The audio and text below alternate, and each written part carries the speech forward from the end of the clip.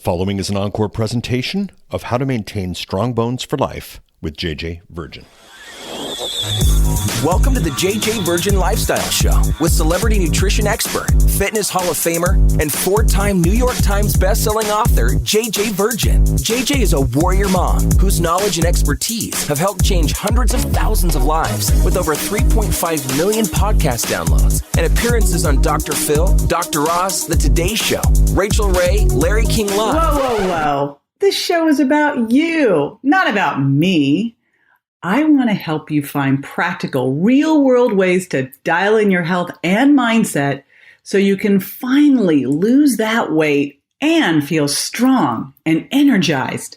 Stop settling for less than your personal best.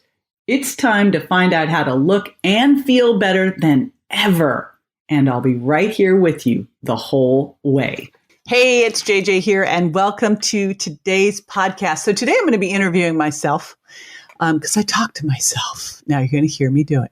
But before I jump in on that, well, first of all, we're going to talk bones. Now, here's what's happened. We threw out a little query to my community and I have a private Facebook group, JJ Virgin Lifestyle Club, for everybody in my program. So we threw it out to them. And we also threw it out to the community at large. Like, what do you want to know more about? And one of the big questions we got asked about was bone health, osteoporosis, osteopenia. What do I need to be doing? Should I take calcium? And by the way, calcium is the least of the issues here. And it makes me crazy because I see these silly commercials on TV and there's like, all you need to do is take this calcium thing. No, that is absolutely not the case.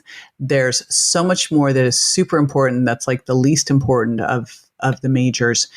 And we really want you to be paying attention to this now. Like, this isn't, you do not want to find out you have osteopenia, weakening of the bones, thinning of the bones, or osteoporosis, and then do something. You want this never to happen to you. This is a really damaging problem. I have a cousin who didn't pay attention to thyroid disease for years and then ended up with super weakened bones. Nothing at this point she can do. So it's much easier to not lose it than to get it back. Although you can reclaim some bone density. Let's just not have to go there, shall we? So I'm going to share with you my recommendations. They are a lot of them I'm hoping you're already doing because they're parts of all of my programs. And then we are going to add in some other simple things. And I just got to tell you, it's not about calcium. And I got asked that question so many times because of the Virgin diet and pulling dairy out of people's diet and people going, oh my gosh, what about my bones? So this is the simple plan that you can do. And I want you to listen to it to go, am I doing everything? Because this is where we need to be proactive so that we make sure that we have unlimited health. Okie dokie. All right, now I want to do a big shout out to Harley Chick from Canada. Says, never a dull moment, 5 stars. Thank you, JJ, for making it easy to understand important topics for health. You keep things light and entertaining while sharing important information. I always keep learning something new and enjoy your guests and topics. Keep up the 5-star podcast. Thank you. I will. You know how I'm doing it? Because of you guys. I am literally keeping this up because we do this based on what you guys say you want. I'm doing kind of a combo deal now, if you've noticed it, where some of these things are stuff that I'm doing and some of these things I'm doing with a guest. And basically what I'm doing is looking at everything that people say they want and then working on getting that from the best expert I know, or if it's a topic that is one of my faves, I will just do it myself. So that's what I've been up to. Seems to be working. And I super appreciate all of these. I got to tell you, these reviews mean everything to us over here on the team. Not just me, but everyone, because literally this is how we get our grades over here, is through your shout outs. So I love shouting out, and I'm going to be shouting out every single week. So if you haven't done it yet, please leave a review. And while you're there, be sure to subscribe and share with your other pals who are realizing that it's all of our responsibilities to take control of our health, that no one else is going to care like we care. So we are the captains of our ships. All right, JJ here, and we will be talking about how to stay strong for life. And when I say that, I'm talking about bones, baby.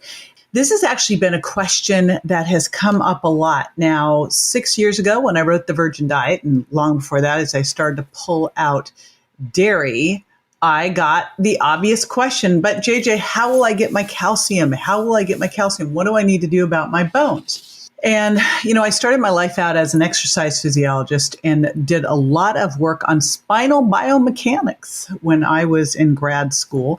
And big reason why was I wanted to really look at how to prevent, and I'm going to say prevent osteoporosis. And this is something that you want to prevent. I'm convinced that this is going to be one of the biggest diseases that we have as we start to live longer. That and dementia because of elevated blood sugar, but also weak bones because we are not doing the things we need to do to keep our bones strong. And this is something that, yes, you can get back some bone density, but ideally you never get there. You really want to avoid this from happening. And there are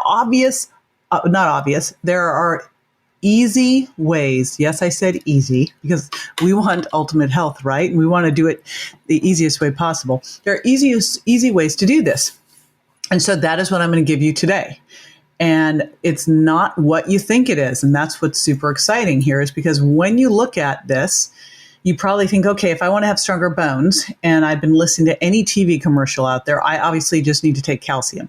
And that is not the case. And that is what's so important here is I always used to say, okay, you need to walk more. You need to walk and take your calcium.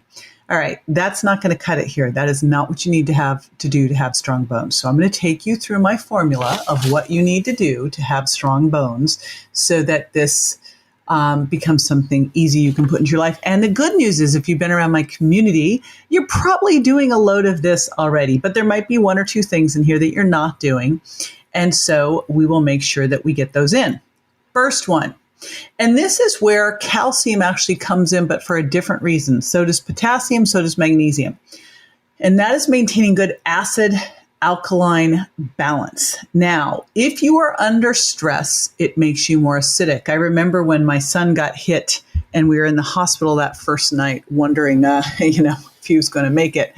And the first thing that happened was I got massive heartburn and because I was getting so acidic. So stress can make you more acidic. If you are not eating your vegetables, like I harp on all the time, getting your 5 to 10 servings of vegetables in every day. If you're eating a higher animal protein and grain-based diet, you will be more acidic. And if you're more acidic, you leach calcium and minerals from your bones to buffer that. So the first thing we want to do is have a good acid-alkaline balance. So how do you do that? This is easy peasy. All you need to do is make sure that you are getting those non-starchy vegetables in. And really, things like sweet potatoes, etc., count too. But I really want you to focus on the deep green leafies. By the way, those have calcium in them and magnesium and potassium, all the important alkalizing minerals that we need here. But I want to make sure that you're getting in 5 to 10 servings of non-starchy vegetables a day. You want to eat from the rainbow because they have different phytonutrients, but you want to really stress green too. Super important and also detoxifying. So just to remind you, half a cup cooked is a serving or a cup raw. All right. And it's really easy to do. Throw some spinach into your morning smoothie, have a big salad for lunch, have some vegetables for dinner. In fact, you can drop your carbs pretty simply by like taking half the rice you would have had and replacing that with twice as much cauliflower. So quite often we'll do dinner. We'll have like this is our easiest thing to do. We'll have a piece of wild salmon. We'll have a half a cup of wild rice cooked in bone broth. And then we'll have a cup of cauliflower rice. And we'll mix it together. It's super awesome. All right. So that's the first step. Good acid-alkaline balance. Now, I mentioned stress because stress is one of the things that can make us more acidic. But stress is also super catabolic. Catabolic means breaking down. It can break down muscle. It can break down bone. So you do not want to be under stress. Here's the challenge. It's not like you can just wave a little magic wand and go, no more stress for me, right? Wouldn't that be awesome? It doesn't work that way. And in fact, when you really look at it, it's not about not being under stress. It is about knowing how to tolerate it, knowing how to handle it, knowing how to become more resilient from it. And there are a variety of different ways to do this. We will put these in the show notes at jjvirgin.com/better bones. I'll put in the show notes my resource with Nick Ortner for tapping. Tapping is a great way, can lower cortisol 27%. Meditation with Emily Fletcher. I was just with Emily a couple days ago in New York. That was awesome. So that's another way. Burst training, high intensity interval training is another one. I have that in my fast fitness program. So basically what I would really say to you about stress is you need to learn how to manage it, how to handle higher levels of it. And how you do that really depends on you. For me, that's high intensity interval training or burst style training. And then I have some mindful practices that I do. And then my dog is like my massive stress reducer, as is my husband. So figure out what those things are for you. They're different for everybody. And of course, some things that can really help with stress. Vitamin C is a big one. And then a good adaptogenic herbal formula. I'll put some in the show notes. But I especially like things that have rhodiola in them. Rhodiola is one of my favorites. Maybe some ginseng, ashwagandha. So there's some really good things that you can do to help you handle the stress. All right, next one. Now, you got to have protein, of course. It is super important for healthy bones, healthy hair, healthy skin, all of that. However, beyond that, you've got to be able to digest your protein. So you may be eating protein, but if you're over the age of 30, 35 years old, your stomach acid starts going down. If you're under any kind of stress, your stomach acid's going down, and then you won't be able to digest your protein as well. Super duper important. So I recommend taking digestive enzymes. Now, here's a little caveat with that. And I have a product called Metabolic Digestive Balance. Again, I'll put it in the show notes at jjvirgin.com/betterbones. That helps you digest protein. So there are a variety of different types of digestive enzymes out there for protein. There's betaine HCl, which is fantastic. There are proteases. Avoid doing a comprehensive formula that helps you digest carbohydrates because we're already too good at that. If you're breaking down your carbohydrates faster, you're elevating your blood sugar faster. So we don't necessarily want to do that. So I instead put together a product that both helps you digest protein, but while slowing down or blocking some of the carbohydrate absorption. Super important. Okay, next one. And along with that, by the way, and I talked about making my wild rice in bone broth, and similarly, the bone broth in my bone broth shakes has collagen, and collagen is super important here as well. So we've got protein and collagen, dealing with stress, acid-alkaline balance. Now, the next one has to do with fat. And boy, right now, this is a great time for fat. It's in the spotlight. We're starting to now finally get the message out that fat isn't what makes you fat. Well, that's important here to say is the right types of fat don't make you fat. The wrong types of fat, those damaged fats, hydrogenated fats, things from the seed oils, those are very problematic. But the right types of fat can help with bone remodeling. So omega-3 fats can help with bone remodeling. Both the ones from things like flax and hemp and the ones that are really more important, the EPA and DHEA from fish and algae. So fish oil is super important here for maintaining good bone health because it can help with bone remodeling. Also remember, fish oil can help with hormone receptor. I'm going to say this. Let's see. I will not say this 5 times fast though. Hormone receptor sensitivity. And the reason that's important is another risk factor for having poor bone health, for starting to get either osteopenia or osteoporosis, is having lower estrogen or progesterone.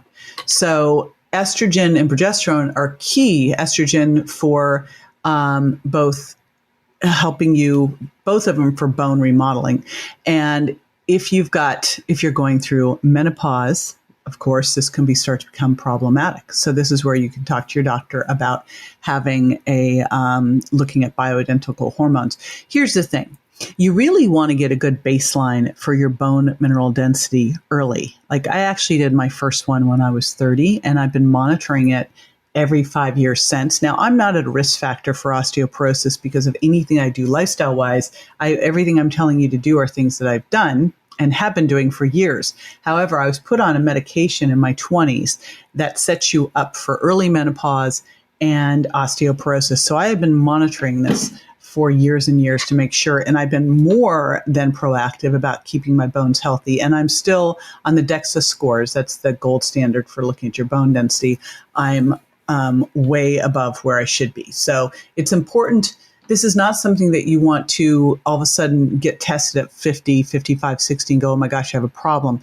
You want to monitor this all along the way. So at the point you see any type of an issue, you can correct it. But again, if you're doing these things, you should never actually start to get an issue. So that's what's super important. So estrogen and progesterone, also super important here. Now, another hormone, you probably don't think of this as a hormone, but it is vitamin D. And vitamin D is critical because it helps your body absorb the calcium.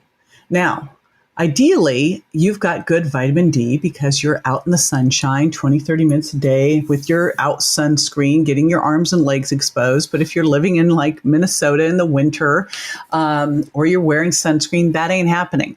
And genetically, there are certain people who just don't do well when they are in absorbing calcium. Genetically, they just don't do well. So the deal is, you want to make sure you're testing your vitamin D levels, and that test is called 25-hydroxy vitamin D. And what you really want to be looking for is a level between 50 and 80 NGs per ml. Vitamin D is called a prohormone. It is responsible for so many things in your body. It kind of sits at the top of the whole hormone cascade.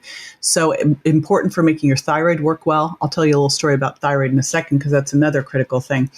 But here's an important thing. While I said vitamin D helps you absorb calcium, here's the other key part of that. Vitamin K directs calcium into the right places. So it's not just enough to absorb calcium. You've got to direct it into the right places. And that's why you never want to take vitamin D without K. The only exception would be if you're on any kind of a blood thinner.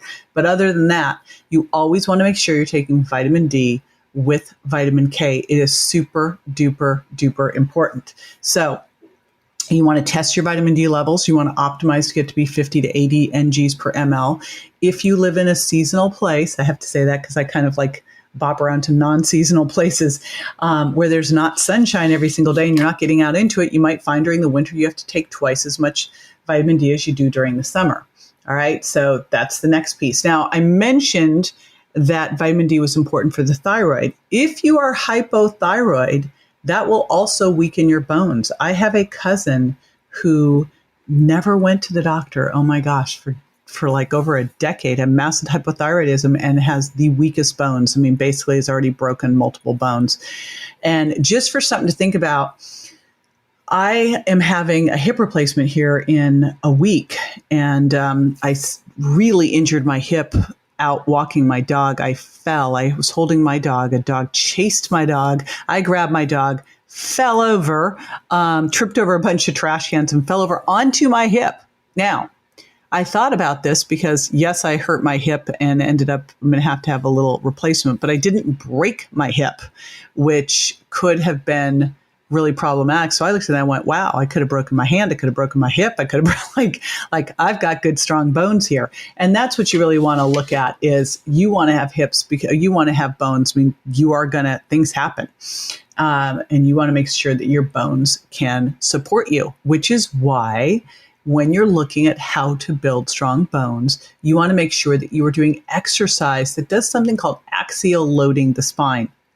So when you look at exercise, I hear people say, oh yeah, I walk, so I have great bones. That really doesn't do it because you want to put a load down your spine. So when you really look at how you're going to build strong bones with exercise, what you want to do is stand up. You want to, first of all, we're not bolted to the floor, right? So this is where you're going to be better off with free weights and standing in a situation where you need to create balance.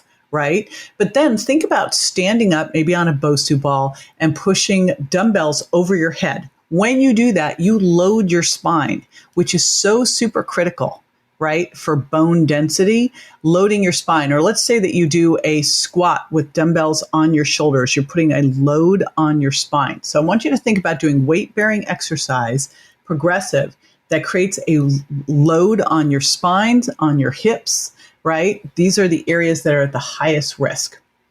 And then finally, magnesium. You know, everyone talks about how important calcium is. And honestly, the biggest mineral deficiency I see with people is magnesium.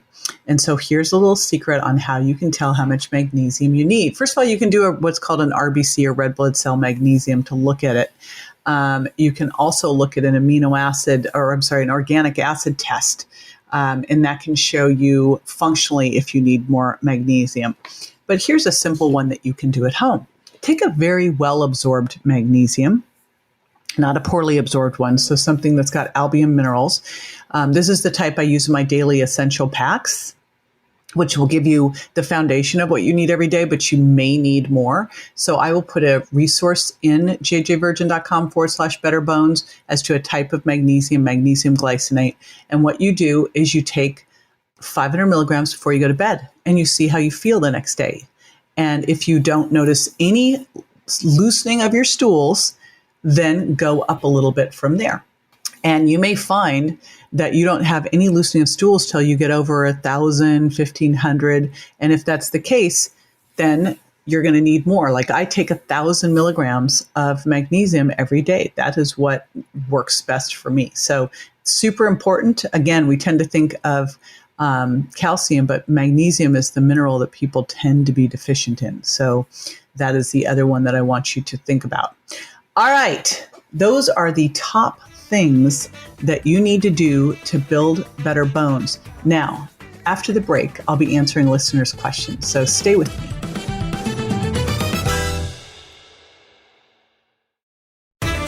Welcome back. This is the time where I answer listeners' questions. So I recorded this episode live on my Facebook page at JJ Virgin Official.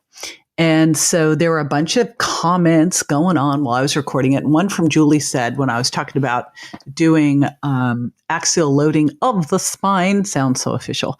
She said, I need to get better at burst training and resistance training.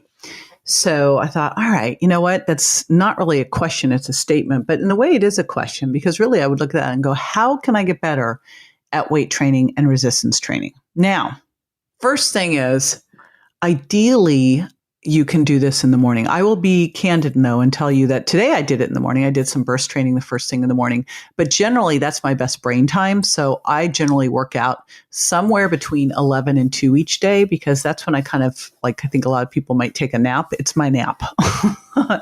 And it gives me kind of a new reboot of the day. So that's what I try to do. Doesn't always work. Sometimes I have to do it first thing in the morning. But what I never do is later in the evening because I lived in Japan and taught aerobics there back when I was in my 20s.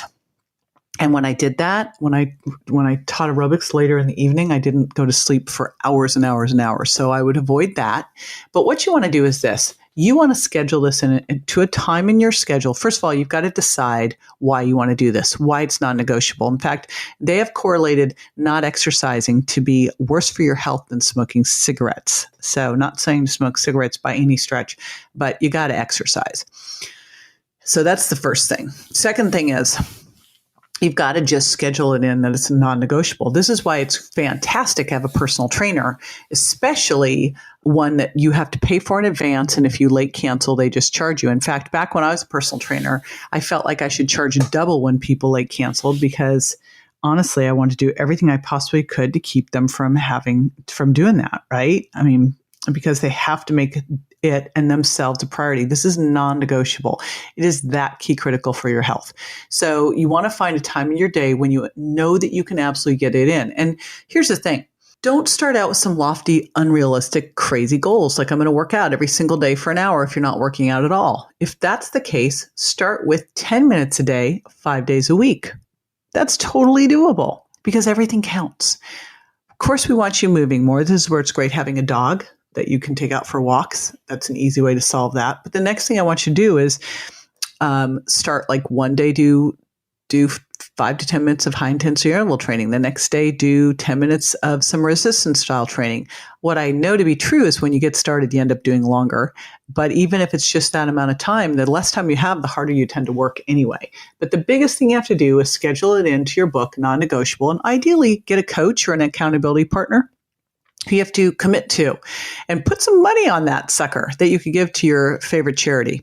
So like commit with an accountability partner and commit to what is absolutely you can put into your schedule, say 5 days a week, 10 minutes a day. that you were going to make happen no matter what. And then do it for a month. And whoever, like if someone misses it, there's a fine, right? Do that. Because at the end of that, you'll start to make this a habit. And once you start to really get into this, you feel so much better when you're doing it that you couldn't imagine missing it. And that's where I want to get you to. That's why when my son was in the hospital, I found a gym close by. I was working out at the hospital. I would at least run the stairs. I'd take him out and push his wheelchair all over the place. I was doing whatever it took to get the movement in. So if I could make that happen when I was launching a book from the hospital with my son in a coma, no one else has any excuses as far as I'm concerned. And I've got my buddy, Sean Stevenson. So there's two Sean Stevensons. There's Sean Stevenson of the Model Health Show, and then there's Sean Stevenson of the 3-Foot Giant, who's 3 foot tall, has this rare bone disease where he breaks bones easily. And I watched him do this, and he's in a wheelchair, this crazy workout routine. I thought, oh my gosh, everyone else has to stop their complaining. It was amazing. So that is my thing. I'm going to say the Nike slogan, just do it. Schedule it in, get an accountability partner, and make it happen. All righty. One little reminder, if you have not subscribed yet, make sure you do and share this on over with friends who you know want to be the CEO of their healthcare. All right. See you soon. Bye. That's all for this episode of the JJ Virgin Lifestyle Show, which marks another step towards a healthier body and mind. Don't forget to rate, review, and subscribe to the show, and we'll talk to you next week.